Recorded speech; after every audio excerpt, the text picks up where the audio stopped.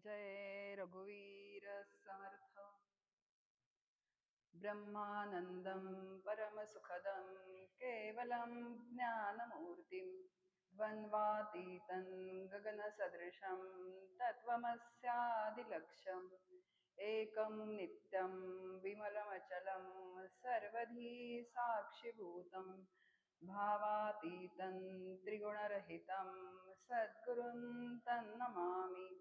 शुकासारिखे पूर्णवैराग्य जाचे वसिष्ठा परिज्ञान योगेश्वराचे कवी वाल्मिका सारिखा मान्य ऐसा नमस्कार माझा सद्गुरु रामदासा। जय जय रघुवीर समर्थ। भगवतपाद श्री आद्य शंकराचार्य यांना साष्टांग नमस्कार करते, ज्यांच्या ग्रंथाचा आपण आज अभ्यास कालपासून सुरू झालेला आहे। आज प्रत्यक्ष सत्राला सुरुवात होतीये। आनंद योगी श्री गुरु डॉक्टर काकांच्या चरणांना साष्टांग वंदन करते। आपल्यामध्ये आचार्य मार्गदर्शक उदय दादा उपस्थित आहेत, त्यांनाही मनपूर्वक वंदन करते आणि सर्व श्रोत्यांच्या हृदयस्थ भगवंताला मनापासून नमस्कार करते। साधना पंचकम या वर्गाला कालपासून सुरुवात झाली। साधक चिंतन आपण सर्वांनी श्रवण केलेली आहेत। साधक कसा असावा, त्यांनी साधना कशी करावी आणि नंतर पंचसाधना हा विषय झाला।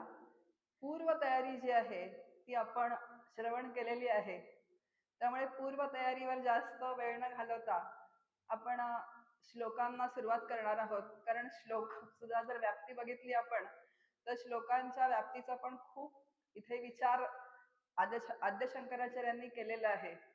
खरं म्हणजे या 40 आज्ञा ज्या आपल्याला दिलेल्या आहेत शंकराचार्यांनी, त्या 40 आज्ञांसाठी 40 प्रवचन आहेत। पण आता एका तासामध्ये एका श्लोकात ज्या 8 आज्ञा दिलेल्या आहेत त्या 8 आज्ञांचा आपण विचार करणार आहोत। साधना पंचकम ग्रंथाचं नावच काय तर पंचसाधना आद्य शंकराचार्यांनी सांगितलेली आहे। आता साधना करणारा कोण आहे तर साधक आहे। आता साधकाने साधना करून काय साध्य करायचं आहे हे एकदम पक्क पाहिजे। बघा, माहिती नसतं असं काही नसतं, सगळ्या गोष्टी आपल्याला माहिती असतात, पण तरी सुद्धा त्या विस्मरणात जातात आणि परत स्मरण करून देण्यासाठी म्हणून असे अभ्यास वर्ग असतात। आता आपल्याला सगळ्यांना माहिती आहे की मला काय साध्य करायचं आहे तर जीव आणि ब्रह्म यांचं ऐक्य, आणि जीव ब्रह्मैक्य साधण्यासाठीच हा काय आहे तर हा सगळा अट्टहास सगळ्या संतांनी केला, शास्त्रकारांनी केला आणि आपले श्रीगुरु जे आहेत त्यांनी सुद्धा हा सगळा जो प्रपंच परमार्थाचा इथे मांडलाय शिवगडच्या वास्तूमध्ये, तो सुद्धा कशासाठी आहे तर प्रत्येकाला त्याच्या त्या आपल्या स्वरूपाची प्राप्ती व्हावी, म्हणजे जीव आणि ब्रह्म यांचं ऐक्य होण्यासाठी। म्हणूनच ही सगळा काय तर अभ्यास साधना जी आहे ही साधना इथे साधना अभ्यास ज्याला आपण म्हणू तो साधना अभ्यास इथे सातत्याने सुरू असतो। आणि ही साधना आद्य शंकराचार्यांनी या 40 आज्ञांमधून आपल्याला सांगितलेली आहे। आता ही साधना जी आहे ही साधना का सांगावी लागते, कारण हा सगळा प्रपंच जो आहे तो कसा आहे तर तो द्वैतात्मक प्रपंच आहे आणि द्वैतात्मक प्रपंच असल्यामुळे सतत आपण काय आहे तर भयग्रस्त जीवन जगत असतो। आता भयग्रस्त जीवन कशामध्ये आहे, मी देह तादात्म्य जे आहे, मी म्हणजे देह आहे, हे जग सत्य आहे, मी कर्ता आहे, मी भोक्ता आहे, हे सातत्याने का असलं पाहिजे, तादात्म्य असल्यामुळे या सगळ्यांचं आपण या सगळ्यांना इतकं घट्ट धरून बसलेलो आहोत आणि त्यामुळे आपण सतत दुःखमय जीवन जगत असतो। बघा, आपण परमार्थाला लागण्याच्या अगोदर आपल्याला हे जीवन कसं असतं, अगदी सहज असतं, कारण आपण अनेक जन्मांचा प्रवास करत या जन्मामध्ये देह घेऊन जन्माला आलेलो आहोत, या जगामध्ये जन्माला आलेलो आहोत आणि मग ह्याच्यात विपरीत ते काय आहे असं आपल्याला वाटतं। पण जेव्हा आपण परमार्थाला लागतो आणि हळूहळू संतांच्या संगतीमध्ये, शास्त्र विचारांमध्ये, श्री गुरूंच्या संगतीमध्ये, आता श्री गुरु संत आणि शास्त्र हे वेगळं काही बोलत नाहीत, कारण जे शास्त्र बोलतात तेच संत बोलतात, तेच श्री गुरु आपल्याशी बोलत असतात। आणि जेव्हा आपण येतो त्यांची संगती आपल्याला जेव्हा प्राप्त होते तेव्हा कळायला लागतं की मी आधीचं जीवन जे जगत होते ते काहीतरी विपरीत होतं आणि आता मला शास्त्रशुद्ध जीवन जर जगायचं असेल तर श्री गुरूंनी सांगितल्याप्रमाणे, संतांनी सांगितल्याप्रमाणे साधना केली. आता साधना म्हणजे काय, हाच विचार ह्या संपूर्ण ग्रंथामध्ये पुढे येणार आहे. जे स्वतःला जर मी घडवलं संतांनी सांगितल्याप्रमाणे तरच मला काहीतरी मिळण्याची शक्यता आहे. म्हणून आपण विचार केला होता की इथे प्रत्यक्ष मूल्य जे द्यायचं आहे ते पैशात नाहीये, कष्टात नाहीये. तर ते कष्ट कशाचे आहेत इथे, तर मनाचे आहेत. हे साधनेचं जे मूल्य आहे, स्वतःला घडवणं, जडवणं, हे इथे किंमत मोजायची आहे साधकाला. ज्याला आपण तप म्हणतो. त्यांनी इतके वर्ष तप केलं. तप केलं म्हणजे काय केलं, तर स्वतःला तापवलं. तापवलं म्हणजे काय केलं, तर जे आधी माझे काय आपण म्हणू की जे विपरीत विचार होते प्रपंचातले किंवा सहज जे होते ते संत विचारांनी जे आहे ते आपण आपल्याला घडवलं. श्री गुरूंच्या विचारांनी आपण आपल्याला घडवलं. कारण ज्या श्री गुरूंनी, ज्या संतांनी जीव ब्रह्मैक्य साधलेलं आहे त्यांच्या विचारांच्या उपदेशाच्या मार्गावर जर आपण वाटचाल करत राहिलो तर आपल्याला सुद्धा त्यांना जे मिळालेलं आहे ते मिळाल्याशिवाय राहणार नाही. म्हणून श्री गुरूंवर आणि संतांवर अपरंपार श्रद्धा असावी. आता आपला इथे पहिलाच श्लोक जो आहे आचार्यांचा, आचार्य म्हणतायत की पहिली आज्ञा आपल्याला करतायत, वेदो नित्य मधीयताम तदुदितम कर्म स्वनुष्ठीयताम. बघा आता श्रद्धा कोणावर ठेवा, तर वेदांवर श्रद्धा ठेवा. म्हणजे आपल्याला आचार्य सांगतात वेदांचा आणि संत वाङ्मयाचा जो आहे तो नियमित अभ्यास करा. वेदो नित्यमधीयताम. आता डॉक्टर काकांनी अर्थ देताना ही आज्ञा सांगितली की संत वाङ्मयाचा नियमित अभ्यास करा, पण आचार्यांनी मात्र वेदांचा अभ्यास करा आपल्याला असं इथे सांगितलेलं आहे. आता वेदांचा अभ्यास करणारे किती जण इथे आहेत? वेद कोणी बघितलेले आहेत? वेदांचे 4 नावं आपल्याला माहिती आहेत, ऋग्वेद, यजुर्वेद, अथर्ववेद आणि सामवेद. आता हे आपल्याला माहिती आहेत, म्हणजे व्यासांनी वेदांची निर्मिती जे केली त्याचे 4 भाग केले, हे सगळं आपल्याला जो माहितीचा भाग आहे तो आपल्याला माहिती आहे, पण प्रत्यक्ष आपण मात्र वेद कधीही बघितलेले नाहीयेत. मग आता वेदांमधून वेदांचं एक ज्ञानकांड आहे ते कुठलं आहे, तर उपनिषदही ज्ञानकांडामध्ये येतात. वेदांमध्ये 3 कांड सांगितलेली आहेत, कर्मकांड, उपासनाकांड आणि ज्ञानकांड. आता ज्ञानकांडामध्ये उपनिषद येतात आणि म्हणून उपनिषदांचा अभ्यास करावा. पण आता उपनिषद सुद्धा किती जण अभ्यासतात, कारण आता 108 उपनिषद आहेत, त्याच्यातल्या 10 उपनिषदांचं आपल्या श्रीगुरूंनी जे भाष्य केलेलं आहे ज्ञानकांडावरती तेवढं आपल्याला लक्षात येतं म्हणजे शब्दांनी. कारण आपण जर मगाशी जो विषय झाला होता की गुरुमुखातून जर आपण श्रवण करत असू तरच ते लक्षात येतं, नाहीतर अशी उपनिषद सुद्धा आपल्याला लक्षात येत नाहीत. पण तरी सुद्धा आपल्यासाठी सुलभ जे करून ठेवले 10 उपनिषद. मग आता उपनिषद पण आपण अभ्यास करू शकत नाही, त्याला एक थोडा अधिकार लागतो. मग आता उपनिषदांना अजून सोपं कोणी करून सांगितलेलं आहे, तर भगवद्गीता. भगवद्गीतेमध्ये भगवंत म्हणतात की सर्वोपनिषदो गावो दोग्धा गोपाल नंदनहा. आता ज्याप्रमाणे उपनिषदांचं सार काढून भगवंताने कुठे दिलेलं आहे, कशात दिलेलं आहे, तर ते भगवद्गीतेमध्ये दिलेलं आहे. आता भगवद्गीतेचा पण एक अधिकारी असतो. मग आता काय अभ्यास करायचं, बघा संत वाङ्मय उदंड आहे. भगवद्गीता आहे भगवंतानी सांगितलेली अर्जुनाला, नंतर दासबोध आहे, ज्ञानेश्वरी आहे भगवद्गीतेची टीका जी आहे ती, नंतर तुकाराम गाथा आहे, एकनाथी भागवत आहे. मग ज्या संतांचं वाङ्मय किंवा ज्या संतांचा ग्रंथ मला भावेल तो ग्रंथ अभ्यासाला घ्यावा. आणि तो ग्रंथ अभ्यासल्यानंतर आपल्याला लक्षात येतं की या वेदांमधल्या, नंतर उपनिषदांमधल्या, भगवद्गीतेमधल्या सुद्धा आज्ञा अतिशय सोप्या करून आपल्याला संतांनी ग्रंथांमधून सांगितलेले आहेत. आता आम्ही दासबोध ग्रंथाचे काय आहोत, तर अभ्यासक आहोत. दासबोध ग्रंथ जर आपण अभ्यासाला सुरुवात केली तर लक्षात येतं की समर्थ असं म्हणतात की या ग्रंथाला मी कुठल्या कुठल्या ग्रंथांचा आधार घेतलेला आहे. पहिल्याच दशकामध्ये, पहिल्याच समासामध्ये समर्थ आपल्याला सांगतायत की वेद, शास्त्र, पुराण, भगवद्गीता, अनेक समर्थांनी एक मोठीच्या मोठी काय दिलेली आहे, तर ती यादीच दिलेली आहे.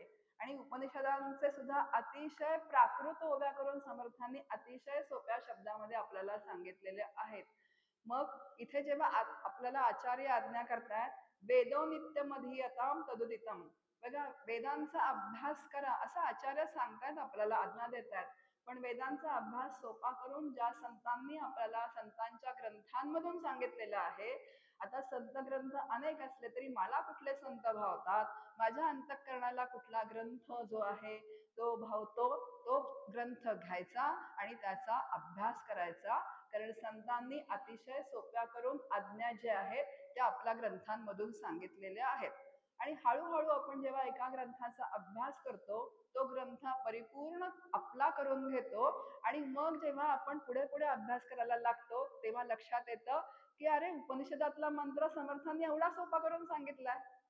पण सुरुवातीला आपल्या बुद्धीला आकलन होण्यासाठी म्हणून सुरुवात कुठून करायची आहे, तर संत ग्रंथांपासून सुरुवात करायची आहे.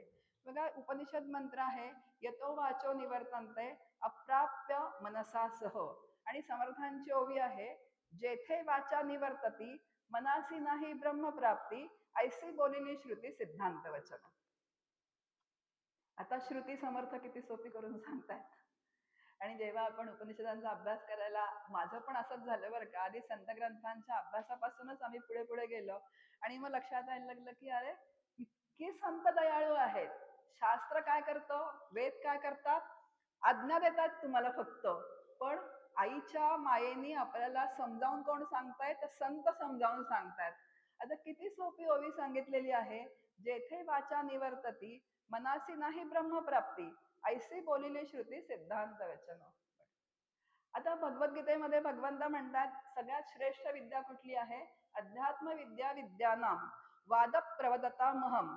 बघा अध्यात्म विद्या ही सगळ्यात श्रेष्ठ विद्या आहे.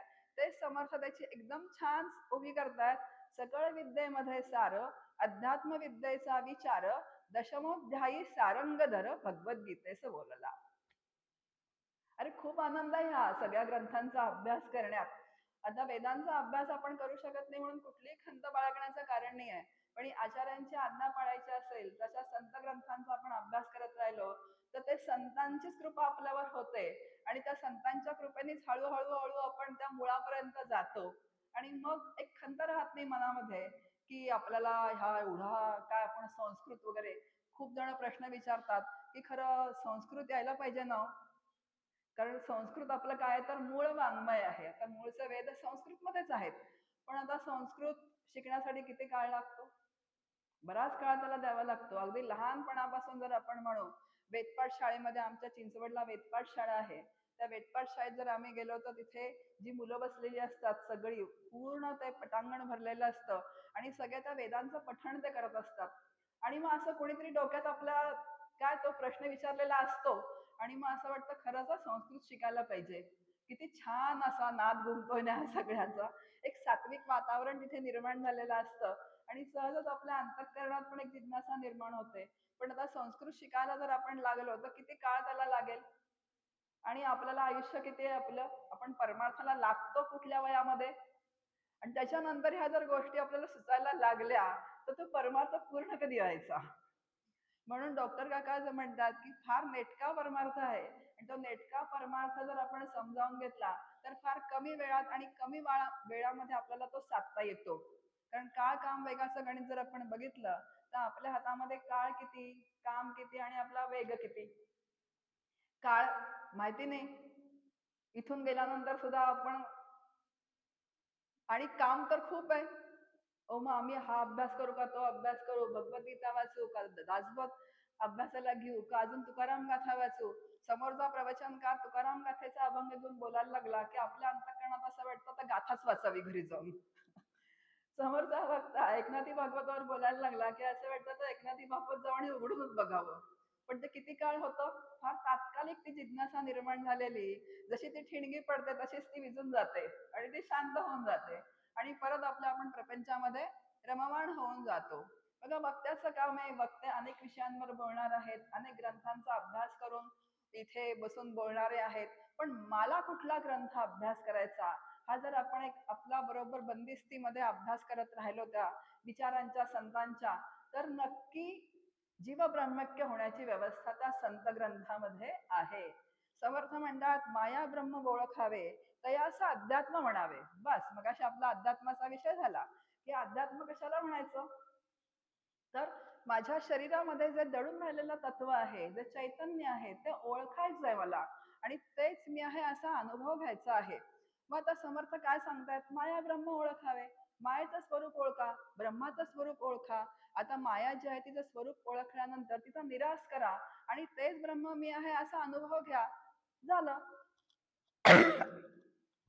जी या उपाधी माझी गुप्त, चैतन्य असे सर्वगत, ते तत्वज्ञ संत स्वीकारिती. या उपाधीमध्ये जे चैतन्य आहे ते ओळखलं की काय त्याला अध्यात्म असं म्हणतात. म्हणून माया ब्रह्माचं सुस्पष्ट विवेचन जे आहे ते सुस्पष्ट विवेचन करून घ्यायचं. खूप जास्त ठिकाणी हात घालण्याचा प्रयत्न करायचा नाही. साधना पंचकम याच्यामध्ये संपूर्ण साधना आचार्यांनी सांगितलेली आहे. म्हणून साधकांनी आपली साधना सुद्धा नेटके बसवून घ्यावी. मगाशी जो विषय झाला होता की आपण आता सोशल मीडियावरती, युट्यूब वरती जे माझ्यासारखे अभ्यास करणारी सुद्धा एखादा नवीन व्हिडिओ जर आला तर पटकन तो आपण उघडून बघतो, कारण ते एक पारमार्थिक जिज्ञासा असते अंतःकरणामध्ये. आता कसं असतं की अनेक व्हिडिओ आपण बघत असतो, ते विचार पण आपल्याला कळत असतात, पण जर मी बोलायचं म्हटलं तर मला जुळत नाही. म्हणून गुरुमुखी श्रवणाचं जे आहे ते गुरुमुखी श्रवणाचं जे आहे ते महत्व आहे. कारण माझ्या सद्गुरूंनी माझ्यासाठी एक पंथ निर्माण केलेला आहे अध्यात्माचा. आता त्यांची प्रवचनं, त्यांचं लिखाण, मग जर त्यांची प्रवचनं आणि त्यांचं लिखाण म्हणजे त्यांनी लिहिलेले लेख, जी पुस्तकं जी आहेत ती सातत्याने आपण वाचत राहिलो कुठपर्यंत, तर माझ्या बुद्धीला प्रगल्भता येईपर्यंत. एकदा प्रगल्भता आल्यानंतर दुसरा वक्ता जरी बोलला तरी मला त्याची एक निवड करता येते की मला ह्याच्यातून काय घ्यायचं आहे आणि काय घ्यायचं नाहीये. पण जोपर्यंत प्रगल्भता येत नाही आपल्या विचारांना तोपर्यंत गुरुमुखी श्रवणाचं खूप महत्व असतं. आता डॉक्टर काका प्रत्यक्ष स्वतः प्रवचन करत नाही आहेत, पण ते मार्गदर्शक जे आहेत ते आहेत. नंतर काकांच्या सीडीज उपलब्ध आहेत आपल्याला, जी गुगलची लिंक आहे त्याच्यावरती प्रवचनं उपलब्ध आहेत. आणि जेव्हा गुरुमुखी श्रवण जे यथार्थ होतं तेव्हा यथार्थ श्रवण झाल्यानंतर त्यांचं लिखाण जे आहे, जे लेख जे आहेत ते सुद्धा कळायला लागतात. जे त्यांनी किती उंचीचा ग्रंथ लिहू देत, पण त्या गुरुमुखी झालेल्या श्रवणामधून ते आपल्याला आकलन व्हायला लागतं. आणि मग एकदा यथार्थ श्रवण झाल्यानंतर तुम्ही दुसरं श्रवण केलं तरी मग हरकत नाही, कारण एकदा निवड कळली आपल्याला काय ऐकायचं आणि काय नाही. पण जोपर्यंत बुद्धीला प्रगल्भता येत नाही तोपर्यंत मात्र गुरुमुखी श्रवणाचं काय तर अतिशय महत्व आहे. आपला मुद्दा जो होता की वेदांचं अनुष्ठान करा, इथे आपल्याला आचार्य जे आहेत ते आज्ञा देत आहेत. आता वेदांचं अनुष्ठान करा म्हणजे काय, तर परत संत ग्रंथांचं श्रवण, मनन आणि निधिध्यासन करा. जे ब्रह्मसत्य आणि जग मिथ्या हा जो सिद्धांत आहे हा अबाधित सिद्धांत आहे. आता तो खुंटा जो आहे तो बळकट धरून ठेवायचा आणि तो खुंटा बळकट धरून ह्या सगळ्या शास्त्राची काय करायचे, तर शास्त्र, संत ग्रंथ या सगळ्यांची चर्चा करायची. नाही तर होतं काय, तर परोक्ष ज्ञानामध्ये मूळ मुद्दाच विसरून जातो आणि आपण त्या चर्चेमध्ये रंगून आणि रमून जातो. म्हणून ब्रह्मसत्य आणि जगन मिथ्या हे कायमस्वरूप लक्षात ठेवायचंय त्याचं, की ब्रह्मसत्य आहे, जगन मिथ्या आहे आणि ते ब्रह्म हे माझं स्वरूप आहे आणि त्या माझ्या स्वरूपाची मला प्राप्ती होण्यासाठी हे सगळं जे ज्ञान आहे ग्रंथांमधून किंवा प्रवचन, चर्चा ही जी चाललेली आहे ही त्यासाठी चाललेली आहे.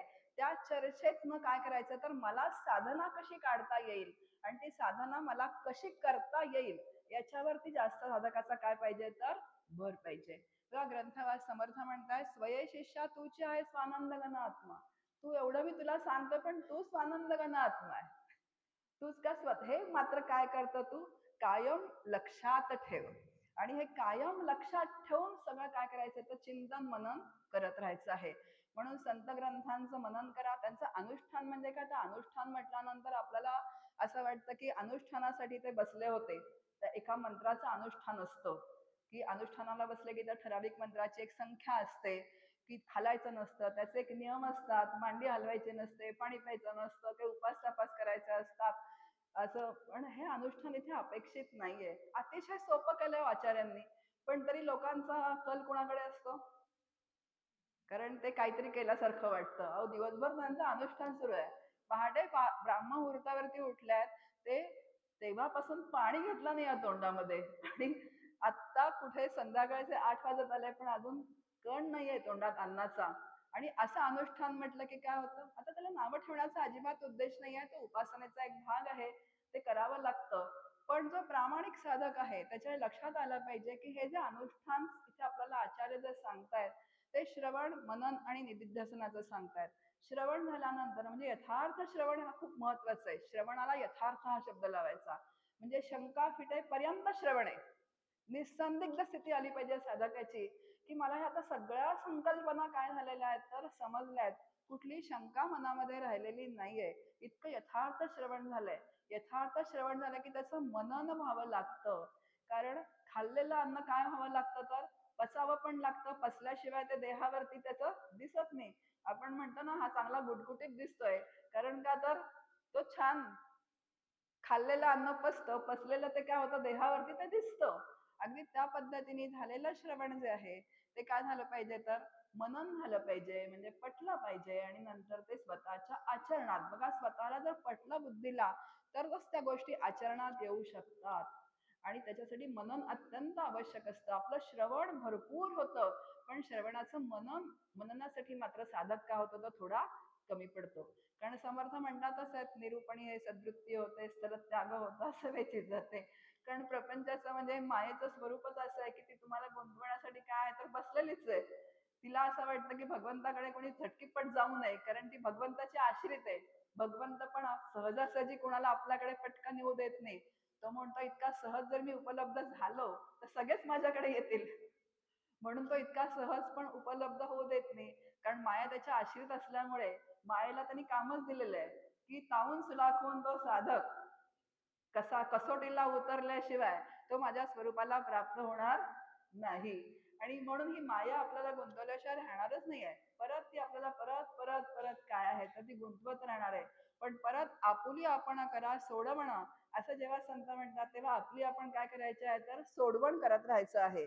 म्हणून वेदो नित्यम मधीयताम तदुदितम कर्मस्वनुष्ठीयताम, वेदांत आणि संत वाङ्मयाचा नियमित अभ्यास करा.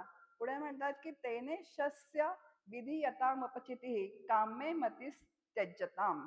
आता काय करा तर आपली विहित कर्म जी आहेत ती कर्तव्य कर्म अतिशय दक्षतेने करा. आता विहित कर्म आपण कालच परम सद्गुरु प्रार्थना बघितली, विहित कर्म मी नित्य करावे आसन सो चित्ती, निरीच्छ मानस तरीही असावी उल्हासित वृत्ती. आता विहित कर्म म्हणजे माझं दैनंदिन कर्म जे आहे प्रपंचातलं ते कसं करावं तर अतिशय कर्तव्य कर्म दक्षतेने करावं.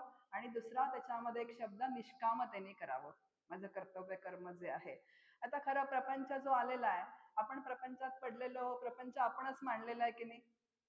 एक होतो, एकाचे दोन झालो, दोनाचे तीन झालो, तीनाचे चार झालो, सगळे नातेवाईक संबंध सगळे जोडले आणि मीच मांडलेल्या प्रपंचामध्ये आता कर्तव्य कोणाला करावं लागणार आहे, मलाच करावं लागणार आहे.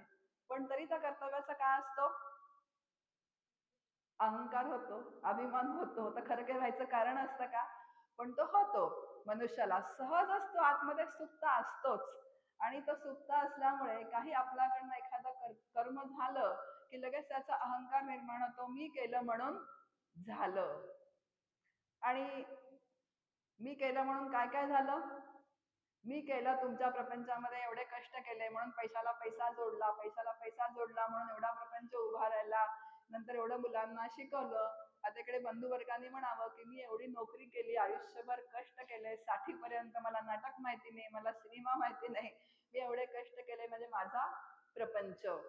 आता प्रपंच उत्तम झाला तर त्याचा अहंकार जडतो, काही त्याच्यामध्ये काही बिनसलं तर ती खंत मनाला लागते. पण आता जो श्रेय कर्तृत्वाचं घेतो त्याला भोक्तृत्वाचं पण श्रेय घ्यावंच लागतं. तो नियम आहे. जो कर्तृत्वाचं श्रेय घेतो त्याला भोक्तृत्व, जशी ती कर्तृत्व आणि भोक्तृत्व ही ट्रॅक्टर आणि ट्रॉलीची काय तर जोडीच आहे, ते एकमेकांना सोडून राहतच नाही. असेच दोघं मित्र मित्र चालले होते फिरायला आणि त्यांना रस्त्यामध्ये एक पाकिट पडलेलं दिसलं पैशाचं. आणि त्या एक दोघांच्याही मनामध्ये विचार सुरू होता की काय करावं, पाकिट उचलावं का नको, उचलावं का नको. तेवढ्यात एका मित्राने पुढे होऊन ते पाकिट उचललं आणि उचलल्यानंतर त्याच्यामध्ये बरीच काय होते तर रक्कम होती. दुसरा मित्र असं म्हणतोय, अरे बरं झालं आपली आज सोय झाली. आता हा मित्र काय म्हणतोय, आपली नाही माझी. तो काय म्हणतो, आपली नाही माझी सोय झाली कारण मी पाकिट उचललं पहिल्यांदा. तर तो म्हणतो, अरे असं काय म्हणतोस? म्हणे मग तू का नाही उचललंस आधी? तो म्हणे विचार दोघांच्याही मनात आला पण उचललं मात्र मी पाकिट. असे दोघं बोलत बोलत पुढे चाललेत. तेवढ्यात ज्याचं पाकिट पडलं होतं तिकडून तो माणूस एका पोलिसाला घेऊन आला. आता पोलिसाला घेऊन पोलीस दिसताच त्या पोलिसांनी चौकशी केली. त्याच्या हातात पाकिट एकदम बघितल्याबरोबर तो लपवायचा प्रयत्न करतोय, पण तरी त्या लक्षात आलं की ह्याच्या हातामध्ये पाकिट आहे. तो पोलीस म्हणतो, तुम्ही पाकिट उचललं का? तो म्हणतो, नाही आम्ही दोघंही बरोबर होतो, आमच्या दोघांच्याही मनात एकच विचार आला आणि आम्ही दोघांनी पाकिट उचललं. आता हा मित्र म्हणतोय, आमच्या नाही तुझ्या. आता काय, जेव्हा सुखाचं वाटत होतं तेव्हा मी, आणि जेव्हा दुःखाचं वाटलं तेव्हा आता तू. असं होत नाही प्रपंचामध्ये. जर मी कर्तृत्व घेतलं असेल तर भोक्तृत्व सुद्धा तुलाच घ्यायला पाहिजे. जे सुख दुःख हे जे आहेत हे दोन्ही जे आहेत, मग आता हे कर्तृत्व भोक्तृत्व हे म्हणजे कशातून निर्माण होतं? अहंकारातून निर्माण होतं. मग आता कर्तृत्व आणि भोक्तृत्व दोन्हीनी सुख पण आहे आणि दोन्हीनी काय आहे तर दुःख सुद्धा आहे. मग आता हे माझ्याकडे घेतलं की या सगळ्या गोष्टी आहेत, पण जर मी रामाला करता म्हटलं तर, की रामा तुझ्या कृपेने झालं, तुझ्या इच्छेने झालं. सुख आलं तरी रामकृष्ण हरी, दुःख आलं तरी रामकृष्ण हरी. अशी त्या भगवंताला कितीही आपण कर्तृत्व अर्पण केली तरी सुद्धा त्याला कशाचाही लेप लागत नाही, कारण तो स्वतः कसा आहे तर निर्लेप आहे. आणि म्हणून भगवंत म्हणतात की तू तुझं कर्तव्य कर्म जे आहे ते कर, पण त्याला जी फळं जी आलेली आहेत ती काय तर ती मला समर्पित तू करून टाक. सगळी जी आहे कर्मण्येवाधिकारस्ते मा फलेषु कदाचन, भगवद्गीतेमध्ये तो विचार आलेला आहे. मग आता सगळी फळं त्याला अर्पण करा, सुखाची असू देत दुःखाची असू देत, पण सुखाची आपण घेतो आणि दुःखाची आली की मात्र त्याच्यापासून आपण अलिप्त राहण्याचा प्रयत्न करतो. तर असं नाहीये. तर सुखाची सुद्धा त्यालाच अर्पण करायची, दुःखाची सुद्धा त्यालाच अर्पण करायची. आणि सतत जर असं आपण करत राहिलो तर होतं काय की आपण मोकळे होतो. त्याच्यातनं मुख्य विचार जो आहे, कारण अजूनही जर कर्तृत्व आपल्या डोक्यामध्ये भडमडत असेल तर तरुणपणी पण काय काय केलेलं ते आपल्याला आठवत राहतं. कुणाकुणासाठी आपण सगळे प्रापंचिक आहोत. वेगळा विचार इथे सांगण्याची स्पष्टीकरणाची आवश्यकता नाही, कारण आपल्याला खूप मोठा विचार पुढे बघायचा आहे. आपण कर्तृत्व आठवा, मी असं केलं म्हणून झालं, मी ते तसं केलं म्हणून झालं. कुठेतरी करते म्हणा तो अंतःकरणामध्ये असतो.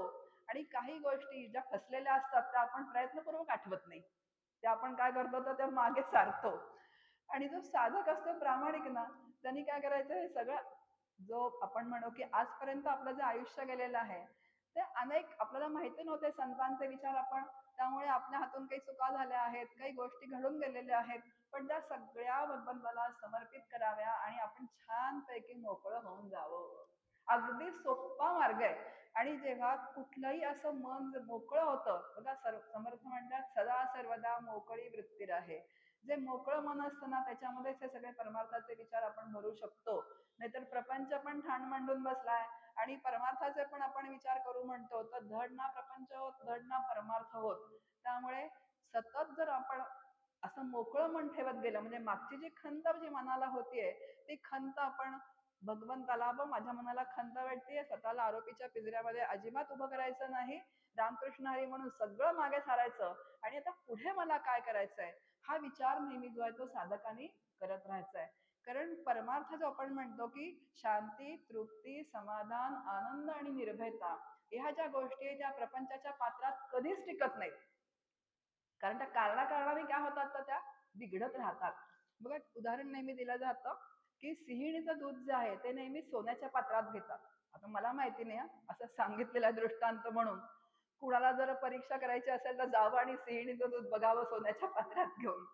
तर आणि आपण दूध कशामध्ये घेतो, आपण दूध जे आहे ते आपण स्टीलच्या किंवा जर्मनच्या भांड्यामध्ये किंवा पितळेच्या पातेल्यामध्ये आपण जे आहे ते दूध घेतो. पण सिंहिणीचं दूध घ्यायला मात्र सोन्याचं पात्र लागतं. आता असं म्हणतात की सिंहिणीचं दूध जर जर्मनच्या किंवा स्टीलच्या पात्रामध्ये घेतलं तर त्याला ते भोग पडून खाली गळून जातं. इतकं सामर्थ्य त्या दुधामध्ये असतं सिंहिणीच्या, आणि म्हणून त्याला सोन्याचंच पात्र लागतं. दृष्टांत संपला. अगदी त्याप्रमाणे या प्रपंचाच्या पात्रामध्ये जर आपण शांती, समाधान, तृप्ती, निर्भयता, आनंद शोधत राहिलो तर ते प्रपंचाच्या पात्रातनं भोग पडून गळून जातं. तर कधी ती शांती बिघडेल, कधी समाधान बिघडेल, कधी तृप्तीची अतृप्ती होऊन जाईल हे आपल्याला सुद्धा कळत नाही. आणि त्यामुळे जर हे शांती, तृप्ती, आनंद, निर्भयता जर कायमस्वरूपी टिकायचं असेल तर त्याला परमार्थाचंच पात्र लागतं. म्हणजे तसं अंतःकरण जे आहे त्या अंतःकरण साधकांनी त्या पद्धतीने घडवावं लागतं. आणि त्या पद्धतीची साधना आपल्याला इथे आचार्य सांगतायत की आपली विहित कर्म जी आहेत ती कशी करा, तर निष्कामतेने करा. कारण निष्कामतेने केल्यानंतर चित्ताची जी आहे ती शुद्धी होते. आणि चित्ताची शुद्धी झाली आहे कसं ओळखायचं, तर त्या चित्तामध्ये रुखरुख राहत नाही. मी हे केलं असतं तर बरं झालं असतं, मी हे केलं नसतं तर बरं झालं असतं, आणि कुठून बुद्धी झाली म्हणून मी हे केलं. आता असं का वाटतं, कारण जे करायला नको ते केलेलं असतं, जे करायला पाहिजे बघा असं असतं, जे करायला पाहिजे ते केलेलं नसतं. आणि मग ही बुद्धी कुठून झाली, वासनेतून झाली. आणि मनुष्य जन्म हा वासनेतूनच मिळालेला असल्यामुळे तो वासनेप्रमाणेच त्याला ती बुद्धी होत असते. आणि म्हणून या वासना बदलण्यासाठी संत विचार सतत आपल्या जवळ पाहिजेत. सतत रात्रंदिवस. जर आपण म्हणू की ग्रंथ अभ्यासला आणि तो बंद करून ठेवला तर हे साधकाचं जीवन नाहीये. साधकांनी सद्गुरू परमपूज्य डॉक्टर काका असं म्हणतात की साधकांनी परमार्थामध्ये प्रपंच करावा. त्याचा प्रपंच हा परमार्थमय होऊन गेला पाहिजे. प्रपंचात परमार्थ करायचा नाहीये. वेळ मिळेल तेव्हा आम्हाला वेळच मिळत नाही, किंवा वेळ मिळेल तेव्हा आम्ही उघडून बसतो पण आमचं मनच लागत नाही. अरे पण मग प्रपंचात कसं मन लागतं, कारण त्या मनाला सवय कुठली आहे, प्रपंचाची आहे. ते मन सहजच प्रपंचात जातं. थोडा वेळ ग्रंथ उघडून बसलं की उगाच प्रपंचातलं काम आठवतं, आता ते आधी करून घेऊ बरं का, कारण सवय त्या मनाला तीच आहे. मग त्याला ओढून कुठे आणायचं आपल्याला, तर परमार्थामध्ये आणायचं आहे, त्या अभ्यासाला लावायचं आहे. म्हणून ही बुद्धी जी आहे, बुद्धी जी शुभ वासन अशुभ वासना जी आहे ती सुद्धा काय करावी लागते, तर शुभ करावी लागते. आणि शुभ वासना करायची असेल तर संत विचार. म्हणून निष्कामतेने आपलं जे विहित कर्म आहे, जी कर्तव्य कर्म आहेत, बघा कर्तव्य कर्म आपण निष्कामतेने करू शकतो आणि धर्म कर्म आपण निष्कामतेने करू शकतो. व्यवसाय कर्म निष्कामतेने होत नाही. कारण व्यवसायामध्ये काय असतं, आता व्यवसाय कोणी नोकरी धंदा आपला जो काही व्यवसाय असेल तो आपण जेव्हा करतो तो कशासाठी करतो, तो चरितार्थासाठी करतो. चरितार्थ चालला पाहिजे. पैशाशिवाय आता कुठलंही पाऊल आपण या जगामध्ये टाकू शकत नाही. प्रत्येक हर घडीला आपल्याला पैसा लागतो बाहेर पडल्यानंतर. मग आता पैसा असेल तर दानधर्म करू शकतो, कुणाला मदत करू शकतो. म्हणजे व्यवसाय कर्मामध्ये निष्कामता नाहीये. नंतर दुसरं जे आहे ते इष्ट आणि पूर्त कर्म, ही पण आपल्याला शास्त्राने सांगितलेली आहेत. विहिरी बांधणं, तळी बांधणं ही इष्ट आणि पूर्त कर्म आहेत. आता निष्कामता जी आहे ती कर्तव्य कर्मामध्ये आहे आणि ती धर्म कर्मामध्ये आहे. आता धर्म कर्म म्हटल्यानंतर स्नान संध्या हे जे आहे धर्म कर्म आहे. आता खरं म्हटलं तर स्नान संध्या जी आहे, आता स्नान आपण करतो, पण आता स्नान हा शब्द कधी वापरतो का आपण घरात? आपण काय म्हणतो, मी आंघोळ करून येतो. तर संत असं म्हणतात की सिनेमाचं गाणं म्हणताना जेव्हा आपण अंगावर पाणी घेतो तेव्हा त्याला आंघोळ म्हणावी, आणि जेव्हा श्रीराम जय राम जय जय राम किंवा आपण स्तोत्र म्हणत जेव्हा अंगावर पाणी घेतो तेव्हा त्याला स्नान म्हणावं. कारण स्नान हे देहाचं नाहीये, तर स्नान हे मनाचं सुद्धा आहे. कारण जेव्हा आपण एखादा मंत्रोच्चार करता करता जेव्हा पाणी घेतो तेव्हा आपलं मन सुद्धा त्या मंत्राशी जोडलेलं असतं किंवा त्या स्तोत्राशी जोडलेलं असतं. तेव्हा शारीरिक शुद्धी पण होते आणि मनाची सुद्धा आपली तिथे शुद्धी होते. म्हणून स्नान हा शब्द आहे.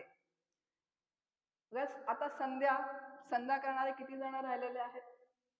मगाशी आपण म्हटलं जो विचार झाला तो, जर संध्या वडिलांनी त्रिकाल संध्या केली तर मुलगा का नाही संध्या करणार. पण आता संध्या आणि जो मौंजी बंधनाचा जो कार्यक्रम होतो तो कशापुरता राहिलेला आहे, फक्त इव्हेंट राहिलेला आहे. मला आमच्या गुरुजींनी असं सांगितलं की जेव्हा मुंज होते मुलाची तेव्हा त्याच्या वडिलांनी त्याच्या अगोदर काही अनुष्ठान करायचं असतं गायत्री मंत्राचं. आता हल्ली कोणालाही अनुष्ठान करायला वेळ नाही. गायत्री मंत्राचं काय हजारो जप असेल तो गायत्री मंत्राचा तो करायचा असतो. आणि तेव्हा त्या वडिलांना अधिकार प्राप्त होतो त्या मुलाला गायत्री मंत्र कानात द्यायचा. कारण मुंजीमध्ये मुलाचे गुरु कोण असतात, तर ते वडील असतात, ते तर पिता असतात. पण आता हल्ली असं झालंय म्हणाले की प्रायश्चित्त मंत्र जो आहे ते म्हणतात, त्या मुलाचे वडील म्हणतात आम्हाला काही जमलं नाही आमच्या धावपळीच्या नोकरीमध्ये आणि बिझी शेड्यूल मध्ये, त्यामुळे आम्हाला काही अनुष्ठान करायला जमलं नाही, तर मग आम्ही प्रायश्चित्त घेतो. मग ते प्रायश्चित्त घेतात आणि मोकळे होतात. आणि मुलाला काय देतात, तर कानामध्ये गायत्री मंत्राचा मंत्र देतात. आणि ह्याचा परिणाम म्हणून तो मुलगा परत संध्या करत नाही. कारण आता आपले सद्गुरू कसं आहेत, ब्रह्मज्ञ आहेत, तिथे अनुभूती तिथे आहे. आणि म्हणून त्यांच्या मुखातून आलेलं प्रत्येक वाक्य ब्रह्म स्वरूप आहे. आणि म्हणून ते शिष्याच्या अंतःकरणामध्ये फलद्रूप होतं. आणि पण ह्या पित्याने जर काहीच केलं नाही, तर त्या मुलाचा गायत्री मंत्र फलद्रूप होत नाही. एक थोडी ट्युशन लावली जाते त्या मुलाला गुरुजींकडे, महिना दीड महिना, परत सगळं विस्मरणात जातं. म्हणजे आता संध्या राहिलीच नाहीये, मग आता करायचं काय? तर संतांनी सोपं करून सांगितलंय, नामे स्नान संध्या केले क्रियाकर्म त्याचा भवश्रम हरला. नामाने काय करा, तर स्नान करा, संध्या करा, आणि काय करा, तर रामकृष्ण हरी, आपण म्हटलं रामकृष्ण हरी जे आहे ते रामकृष्ण हरी म्हणावं. आणि सगळी कर्म जी आहेत ती कर्म काय करावीत, तर आपल्या दैनंदिन जीवनामध्ये करत राहावी. तिसरी आज्ञा शंकराचार्य आपल्याला देत आहेत की ही सर्व कर्म जी आहेत ती परमेश्वराला त्याची पूजा म्हणून समर्पित करावी. खूप महत्वाचं आहे, आपलं प्रत्येक कर्म जे आहे ते पूजा म्हणून त्यांना समर्पित करावं. आता आपलं असं होतं का? हा आपला आपण गृहपाठ घरी जाऊन अभ्यास करावा. आता आपण इथं अभ्यास वर्ग सुरू आहे आपला, पण हे सगळ्याचं मनन पुढे करायचं आहे तर घरी जाऊन करायचं आहे ना. माऊली आज्ञा देतात, कर्मे ईशू भजावा. आपल्या कर्माने ईश्वराचं काय करावं, तर भजन करावं. माऊलींची ओवी, तया सर्वात्मका ईश्वरा स्वकर्म कुसुमांची वीरा पूजा केली होय अपारा तोषा लागी. की सर्वात्मका ईश्वर, या सर्वात्मक ईश्वराची पूजा कशी करायची आहे, तर स्वकर्माची अतिशय सुगंधित आणि सुंदर फुलांनी त्याची करायची आहे. आता आपल्याला पूजा परवडते कुठली? आता श्रावण महिना सुरू होईल, पावसाळा सुरू झालाय, त्यामुळे दुर्वा उगवतात, छान छान जास्वंदी बहरते. आणि मग गणपती गौरीचे दिवस येतात, आघाडा, तर त्याला काहीच करावं लागत नाही, तो असाच येतो वरती. मागच्या वर्षी ते बी असतं कुठेतरी त्या जमिनीमध्ये, की आघाडाच आघाडा उगवून येतो. मग दर शुक्रवारी आघाडा, दर शुक्रवारी फुलं. तर आता पारिजातकाला फुलं यायला लागलेली आहेत, लाखोली. आमचा काय आहे, तर नियम आहे की पारिजातकाची लाखोली भगवान विष्णूला व्हायची. अहो मग तुम्ही मला मदत करा की, एवढी 1,00,000 फुलं मी एकटे कसे गोळा करणार? म्हणजे घरातल्या सगळ्यांना काय करायचं, तर आपल्या त्या उपक्रमात सहभागी करून घ्यायचं. आणि रोज चिडचिड, ती फुलं जर तेवढी झाली नाहीत तर. मग आता हे काय झालं, कर्म किती विपरीत कर्म झालं. आचार्य आज्ञा देत आहेत की ही अशी फुलं वाहण्यापेक्षा तुमच्या स्वतःच्या कर्माची अतिशय सुंदर फुलं जी आहेत ती काय करा, तर तुम्ही भगवंताला अर्पण करा. मग ती कर्म इतकी सुंदर करा, मग तो भगवंत म्हणेल की असा कर्म सुंदर करणारा कोण आहे, मग त्याचं घर शोधत भगवंत येईल. बघा, पुंडलिकाचं कर्म आपल्या सगळ्यांना माहितीये की जेव्हा आपल्या आई वडिलांची सेवा पुंडलिक करत होता, तेव्हा असा कोण माझा भक्त आहे की तो पुंडलिकाची इतकी सुंदर सेवा करतोय, म्हणून प्रत्यक्ष पांडुरंग आलेले आहेत पुंडलिकाचं घर शोधत. आता जेव्हा पांडुरंग पुंडलिकाच्या दारात येऊन उभे राहिले, तेव्हा पुंडलिक असं काही म्हणाला नाही हो त्यांना की या पांडुरंग आलात, मी आई वडिलांची सेवा सोडतो आणि तुमचं स्वागत करतो. त्यांनी एक वीट फिरकावली आणि त्या विटेवरती पांडुरंग उभे राहिलेले आहेत. तैसे आपुलेनी विहिता उपायो न विसंबिता ऐसे कीजे की जगन्नाथा आभारू पडे. तुमचं तुम्ही विहित कर्म इतकं सुंदर करा की त्या जगन्नाथाच्या डोक्यावरती काय पडलं, चढलं पाहिजे, तर त्या कर्माचं ओझं चढलं पाहिजे. म्हणजे ती कर्म अर्पण केली ना, आणि अशी सुंदर कर्म केली ना, की ती कर्मचं बंधन होत नाही. आणि ह्या कर्माच्या बंधनामुळेच काय, तर आपल्याला परत परत परत जन्म येतोय. मग ह्या कर्माच्या बंधनातून जे आहे ते बंधनातून मोकळं होण्यासाठी ही सगळी साधना जी आहे, साधना आपल्याला आचार्य इथे सांगतायत. बघा की आता कर्म आपण जर ईश्वराला अर्पण केलं तर व्यावहारिक काही नुकसान आहे का हो? काहीच नाहीये. व्यवहारामध्ये ते जसं दिसतं तसंच दिसणार आहे. फक्त माझ्या मनातून मी त्या ईश्वराला अर्पण केलेलं आहे आणि त्यामुळे आतमध्ये एक निवांत स्थिती आहे. खूप प्रसंग असे आहेत, एक तर आधी वृद्धांना सांभाळायचं म्हटलं तर घरामध्ये खूप कमी असं आपल्याला बघायला मिळतं की तरुण मंडळी जी आहे ती वृद्धांना प्रेमाने आणि मायेने सांभाळतायत. आता दोघही जण 12-12 तास बाहेर असतात, मग वृद्धाश्रमात ठेवलं जातं. पण जर घरी सांभाळलं आणि शेवटपर्यंत त्यांचं केलं तर ते गेल्यानंतर सुद्धा त्या व्यक्तीला असं आतून वाटत राहतं की कुणीतरी म्हणावं मी माझ्या सासूचं किती केलं, माझ्या सासूबाईंचं किती केलं. हे सुप्त आहे की कर्तृत्व जे आहे ना ते आतमध्ये आहेच. म्हणजे आपल्याला सुद्धा वाटतं, मला सुद्धा वाटतं की असं कोणीतरी म्हणावं अहो तुम्ही किती केलं, तुमच्यासारखा करणारा दुसरा कोणी नाहीत. आता खरं कर्म होऊन गेलंय ते सगळं, त्याही गेल्यात, पण तरी सुद्धा ते कर्म बराच काळ ते बंधन जे आहेत त्या बंधनात मला टाकत राहतं. आणि परत परत परत परत जेव्हा असं बाहेरून प्रतिक्रिया येतात तेव्हा, आणि परत मला जेव्हा आतमध्ये मला बरं बरं बरं वाटत राहतं, तेव्हा ती बंधनं आणखीन आणखीन आणखीन आणखीन काय होतात तर घट्ट होत राहतात. आणि म्हणून शास्त्र सांगतं, अरे तू का शेजाऱ्यांचं काही जाऊन केलं नाहीयेस ना, स्वतःला ज्यांनी जन्म दिलाय त्याच माता पित्यांचं केलंयस ना, मग आता कुणाला सांगण्याची आवश्यकता आहे काय? हा कोणी म्हटलं तर ओके. आता जर बघितल्यानंतर कोणी म्हणणार आहे शेजारी पाजारी की खूप तुम्ही छान सेवा केली म्हणून, पण असं म्हटल्यानंतर सुद्धा ठीक आहे, हा खरंच एवढं म्हणून रामकृष्ण हरी म्हणून आपण तिथे थांबू शकतो.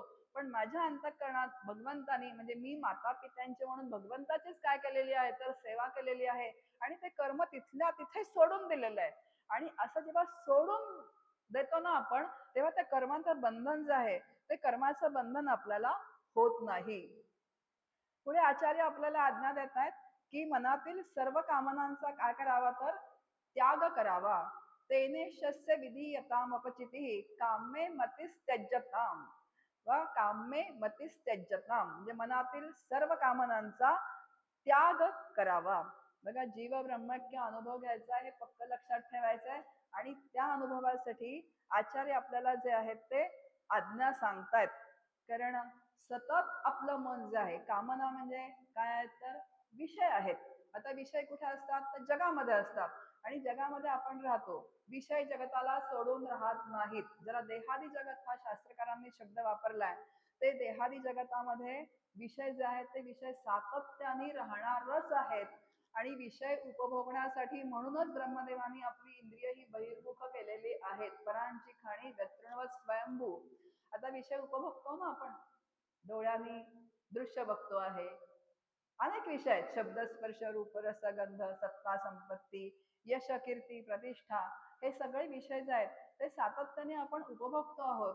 पण हे आपण म्हणू की विषय उपभोग, त्या विषयांचा उपभोग घेता घेताच मृत्यूपंथाने जायचं का, त्या विषयांचं मिथ्यात्व समजावून घेऊन त्या विषयांना कुठे आणि कधी माझ्याकडून थांबवायचं.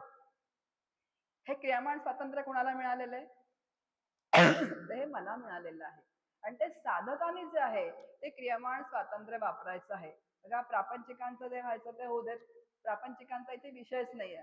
प्रापंचिकांची सध्याची जर आपण परिस्थिती बघितली तर आज IT मध्ये जे जॉब करणारे आहेत, एकेका घरामध्ये कोटी कोटी पगार येतोय, जर दोघं जण पती पत्नी सर्व्हिस करत असतील तर.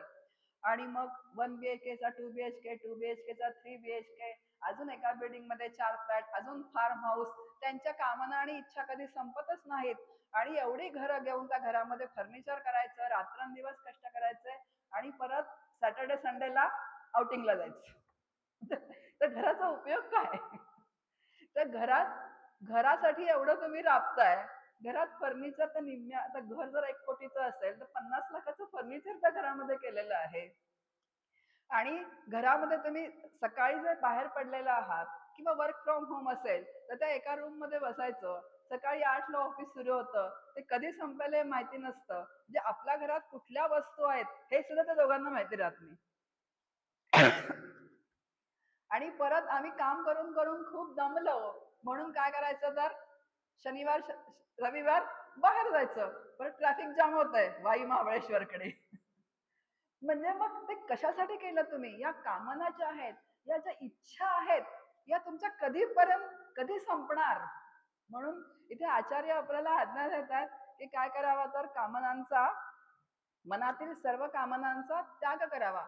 बरं, कुणालाही काहीही त्याचं पडलेलं नाहीये, पण तरी सुद्धा याच्यापेक्षा ते पाहिजे, त्याच्यापेक्षा ते पाहिजे, असं सतत त्या कामना काय तर सुरूच असतात.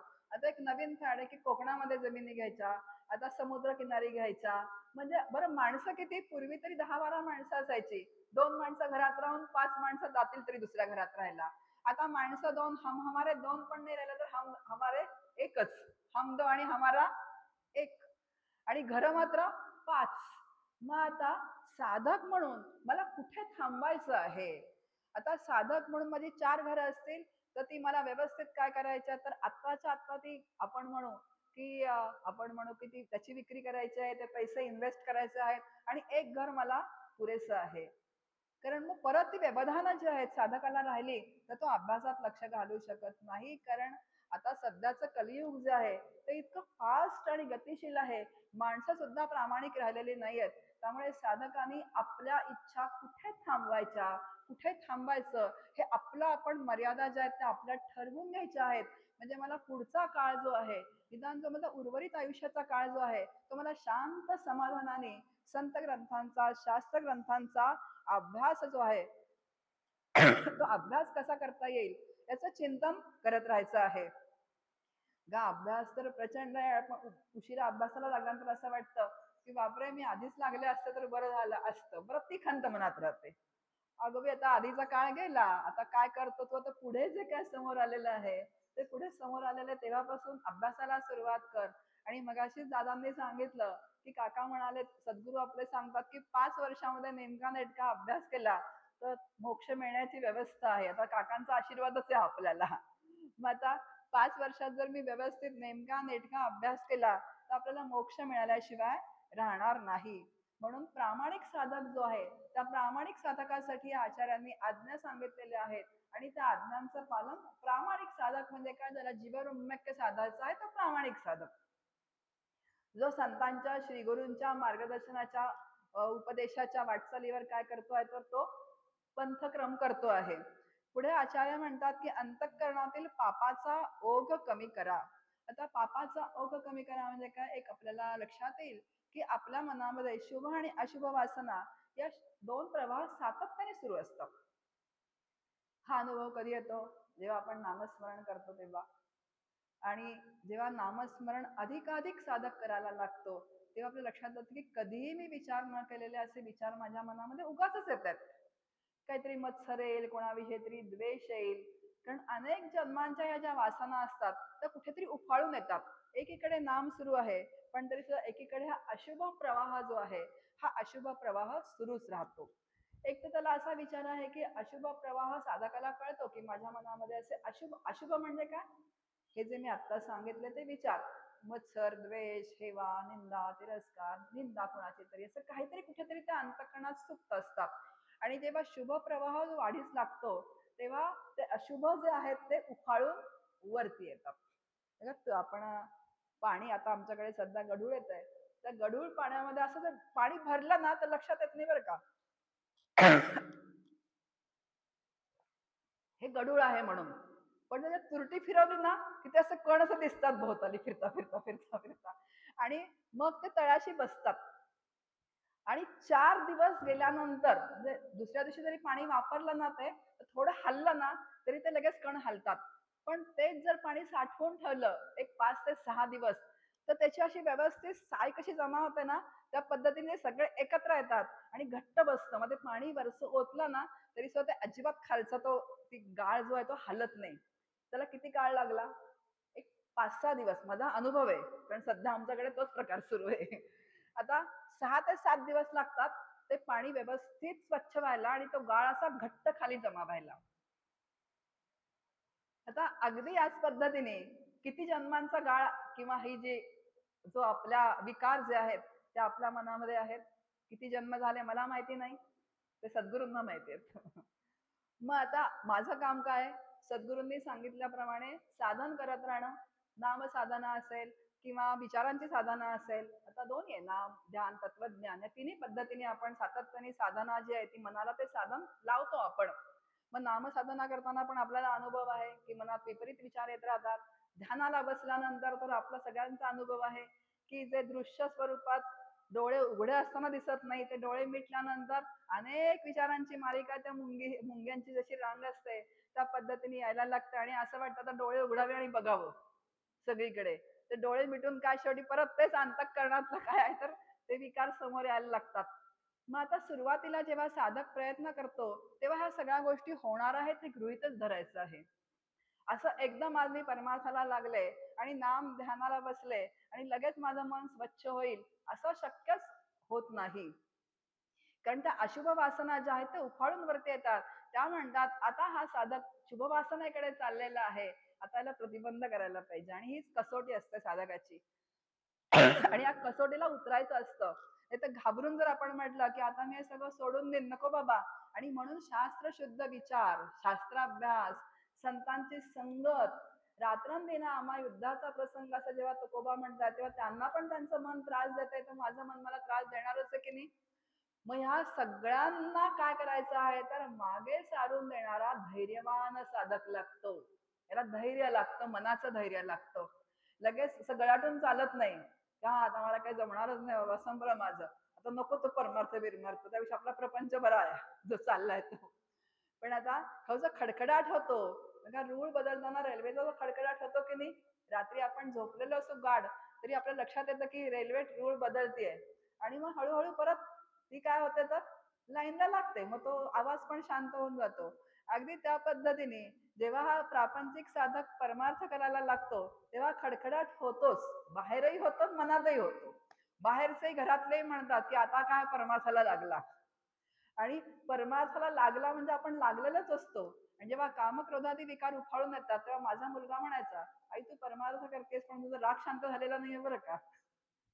मग आता मी चिडायचं का काय करायचं, कबुली द्यायची का अजून उफाळून म्हणायचं अरे अजून चालली आहे साधना, म्हणजे ते सांगताना सुद्धा काय आहे तर चिडचिडच आहे.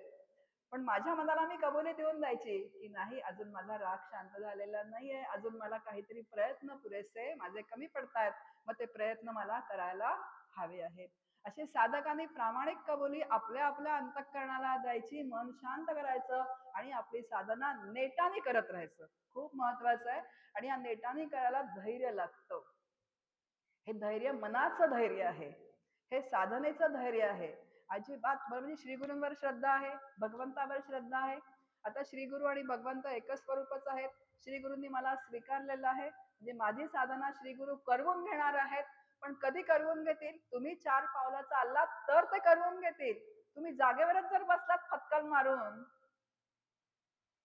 तर तो देरेहारी खाटल्यावरी तो संत येतील आणि आम्हाला उचलून घेतील असं नाही होणार. तुम्ही थोडं तरी चाललं पाहिजे त्या दिशेने. मग त्यांना असं वाटेल की आता ह्याला खरं प्रामाणिक तळमळ निर्माण झालेली आहे आणि आता ह्याला जीवब्रह्मत्याकडे न्यायचं आहे. मग मात्र ते एक आपलं बोट धरतील आणि मग तुकोबा अनुभूती सांगतायत की जेथे जातो तेथे तू माझा सांगाती. आधीपासून सांगाती नाहीये तो. आधी त्याच्या नामाने त्याची संगत धरायची आहे, विचारांनी संगत धरायची आहे. म्हणजे बराचसा पंथ मी कमायचा आहे आणि मग मात्र त्यांना असं वाटतं की आता ह्याला मात्र नेलं पाहिजे असा संकल्प जेव्हा त्यांच्या अंतःकरणात निर्माण होतो तेव्हा मात्र ते कधीही आपली साथ सोडत नाहीत. पुढे आचार्य आपल्याला आज्ञा करतायत की विषय वस्तूपासून मिळणारं सुख हे जे आहे हे पीडा मिश्रित असतं. आता बघा विषयांपासून आपल्याला सुख मिळतं. आता खूप आपण जास्त विवेचन करून नाही, आपली वेळ संपत आलेली आहे. एक विषय सांगते. आषाढी एकादशी आली की सगळे जे गायक असतात त्यांचे कार्यक्रम व्हायला सुरुवात होते. राहुल देशपांडे अभंगवारी बालगंधर्वला. आता मी म्हटलं हो यांना आता सिनेमा वगैरे तर आम्ही बघतच नाही किंवा बाकीचे मनोरंजनाचे कार्यक्रम काही बघत नाही कारण का आता साधक होत ना म्हणून. मग आता अभंगवारी जी आहे ती अभंगवारी तरी आपण बघायला जाऊ. पण कुठेतरी रजोगुण अजून शिल्लक आहे. कुठेतरी लोकांमध्ये जावंसं वाटतं. कुठेतरी थोडस सात्विक श्रवण करावंसं वाटतं. मग आता हे म्हणाले ठीक आहे मी तिकीट काढतो. आता अभंगवारची तिकीट किती असतील आपल्याला सगळ्यांना माहिती आहे. 2000 पासून तर सुरुवातच होते त्यांची तिकिटांची जी आहे ती. मग यांनी तिकीट काढलं. आम्ही राहतो चिंचवडला. आता अभंगवारीचा कार्यक्रम संध्याकाळी 6 वाजता. आता 6 वाजता म्हटल्यानंतर आपण निघूयात म्हटलं 4:15ला. पाऊण तास खूप होतो बालगंधर्वला पोचायला. आणि मग आता अभंगवारीला जायचं म्हणजे तसंच सात्विक साडी नेसली पाहिजे, सात्विक पोशाख केला पाहिजे कारण की सिनेमाला जायचं नाहीये. मग आता बघा कुठली साडी नेसायची, नंतर ह्यांना पण म्हटलं तुम्ही कुर्ता घाला, शर्ट घालू नका, टी शर्ट घालू नका, कारण त्या प्रसंगाला साजेसं कसं पाहिजे तर सगळं दिसलं पाहिजे. आणि एवढं सगळं करून घरातून निघालो तर गाडीत बघितले तर टायर पंक्चर झालं होतं. मग ती हवा भरली, हवा हवा भरली घरातच, कारण का ते नवीन मिळतं ना आता त्या रस्त्याने हवा भरता येते घरातल्या घरात. आता एवढे छान कपडे घातलेले, मग ते टायर मध्ये हवा भरली बसून आणि आम्ही निघालो. आता अभंगवारीला आपल्याला जायचं. गेलो विद्यापीठाच्या इथे, प्रचंड ट्रॅफिक लागलं. आता ट्रॅफिक चिडचिड, आता आपण पोहोचतोय की नाही त्या अभंगवारीच्या कार्यक्रमाला. एवढं महागाचं तिकीट काढलं 4,000चं, पण पहिला अभंग जाणार. दुःखाला कुठे सुरुवात झाली? घरातूनच सुरुवात झाली आहे खरं ती. पण आता दुःखाला सुरुवात झाली त्या कार्यक्रमाला. आता कार्यक्रम कशासाठी जातोय आपण? सुखासाठी. की ते मला अभंग ऐकून अंतःकरणाला काय एक सुख मिळावं म्हणून. मग आता तिथे गेल्यानंतर ट्रॅफिक मधनं कसं बसं बाहेर पडलो. बाहेर पडल्यानंतर परत सिम्बॉयसिस कॉलेजच्या इथे ट्रॅफिक लागलं. असं करत करत त्या बालगंधर्व पर्यंत पोहोचलो. तर पार्किंग, गाडी मोठी, पार्किंग शोधायला पाहिजे, यांची चिडचिड सुरू. आपण म्हटलं तर मेट्रोनी जाऊ, मेट्रोनी डेक्कनला उतरलो असतो, बालगंधर्वला चालत आलो असतो, पण तुझा आग्रह गाडी घेऊन जाऊ. मग आता गाडी घेऊन गेल्यानंतर मी उतरले, पार्किंगला यांनी जागा शोधायला लागली. बराच काळ वेळ गेल्यानंतर पार्किंग मिळालं आणि शेवटी हे चिडचिड करतच आले. मी म्हटलं अहो आता अभंगचा कार्यक्रम सुरू झाला आहे, आता जरा चिडचिड थांबवा, कारण माझी चिडचिड व्हायला लागली. आणि मग शेवटी आम्ही जेव्हा जाऊन बसलो आतमध्ये थिएटरमध्ये, तेव्हा 4,000चं तिकीट काढून मागच्या रांगेमध्ये बसावं लागलं. आता माझी अपेक्षा काय होती, 4,000चं तिकीट काढल्यानंतर आपण पुढे कुठेतरी 2-4 लाईन मध्ये बसूया. तिथे बसल्यानंतर मन खट्टू झालं. एवढं तिकीट काढलं महागाचं, पण मागच्याच लाईन मध्ये बसायला लागलं.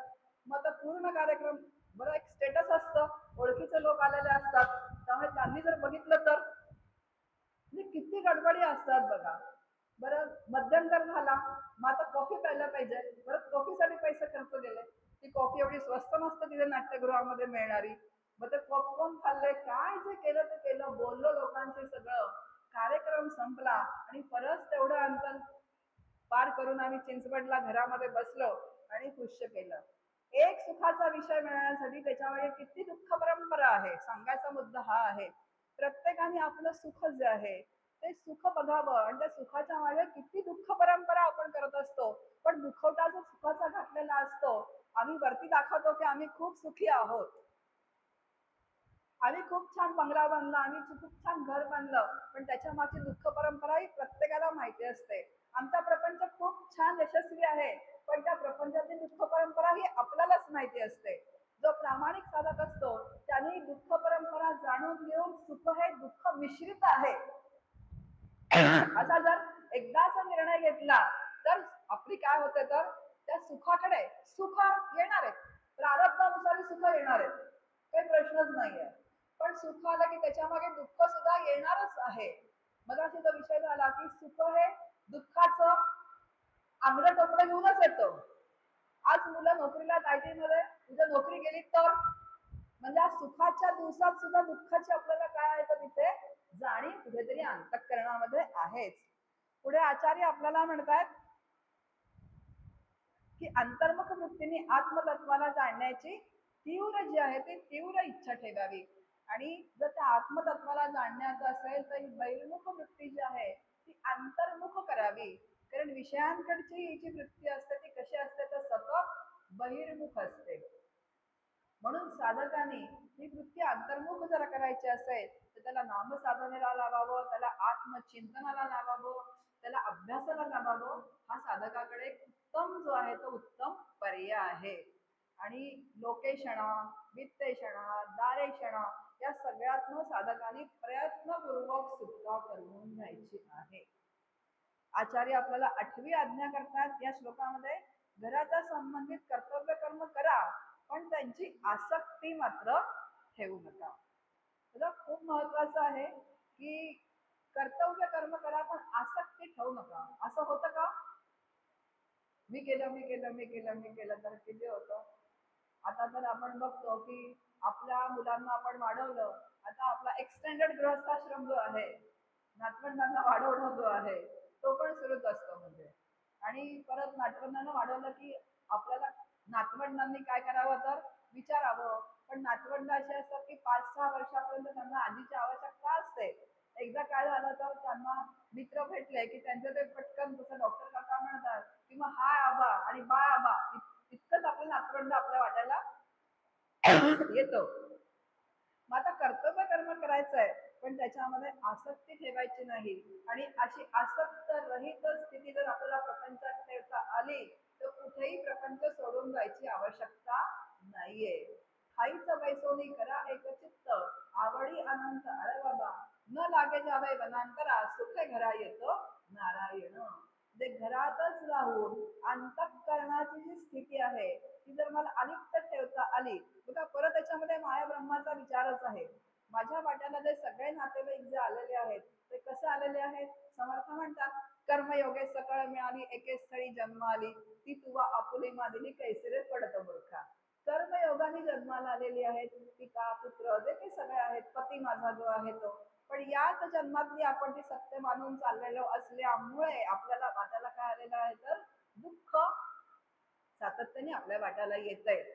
मग आता हे जर मला एकदा कळलं की यांच्या प्रती बरं आचार्य आज्ञा करतात की तुमचं विहित कर्म उत्तम पार पाडा, म्हणजे यांच्या प्रती मला विहित कर्म अतिशय उत्तम पार पाडायचं आहे. बरं नुसतं कोरडेपणाने नाही तर ते प्रेमाने पार पाडायचं आहे. पण अंतःकरणात आपल्या अंतःकरणाची त्यांच्यामध्ये इन्व्हेस्टमेंट करायची नाहीये, गुंतवणूक करायची नाहीये. कारण ती सगळी बुडीत बँक आहे घरातली. सगळी काय तर बुडीत बँक आहे. बुडीत बँकेमध्ये जेव्हा इन्व्हेस्टमेंट केली जाते तेव्हा ती बुडल्याशिवाय राहतच नाही.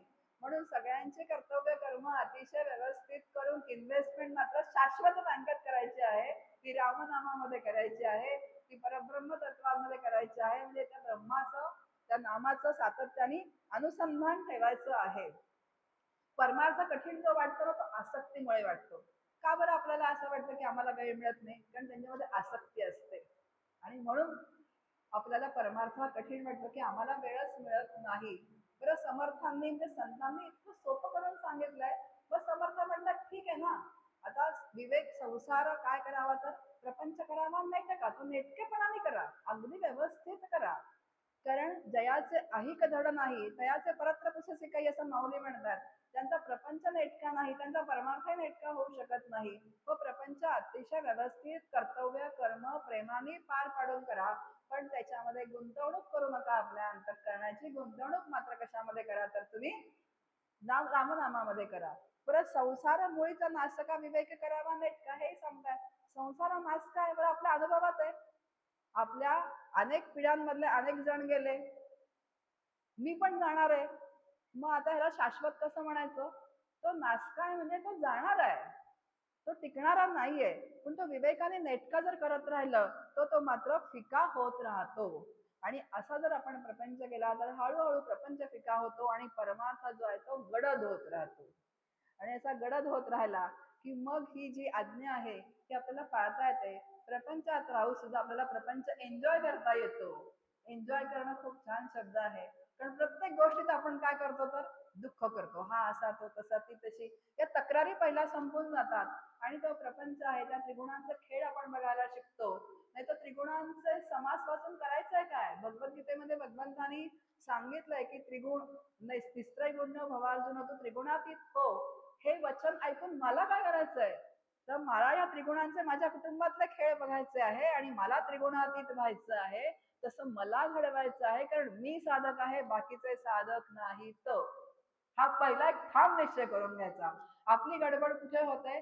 जेव्हा आपण परमार्थ करायला लागतो आणि साधना करायला लागतो तेव्हा आपण दुसऱ्यांकडे बघायला लागतो की हा असा वागतो तो तसा वागतो. तो तसाच वागणार आहे, ती तशीच वागणार आहे, बदलायचंय मला. आणि जेव्हा माझ्यामध्ये परिवर्तन होतं, माझ्यामध्ये बदल होतात, बघा माझी दृष्टी बदलली की मला सगळी दृष्टी कशी दिसते तर जशी माझी दृष्टी तशी मला सृष्टी दिसते. जो मी चष्मा घालीन तसं मला सगळं दिसतं. काळा घातला काळी सृष्टी दिसते, निळा घातला निळी सगळं जग दिसतं आपल्याला, पिवळा घातला सगळं जगाला वाटतं कावीळ झालीये. असं असं आहे. म्हणून माझी दृष्टी जेव्हा मी संत विचारांनी बदलते तेव्हा वासुदेव सर्वमिती ही मला अनुभूती येते. मग सगळे जे आहेत त्या त्रिगुणांचे काय आहेत तर त्या त्रिगुणांनी बांधलेले आहेत ते तसेच वागणार आहेत. की एकदा मनाची पक्की समजूत झाली की माझं अंतःकरण शांत राहतो आणि मग जे आचार्य आज्ञा सांगतात त्या आज्ञा सुद्धा आपल्याला काय होतात तर पालन करण्याची क्षमता एका अंतःकरणामध्ये निर्माण होते. ती मगाशी म्हटल्याप्रमाणे खरं तर या आज्ञांचा खूप सखोल विचार आहे, पण 8 आज्ञा एका श्लोकामध्ये आहे. तो सारांश रूपाने विचार करण्याचा इथे प्रयत्न केलेला आहे. माझ्या वाणीला इथेच विराम देते. जय जय रघुवीर समर्थ.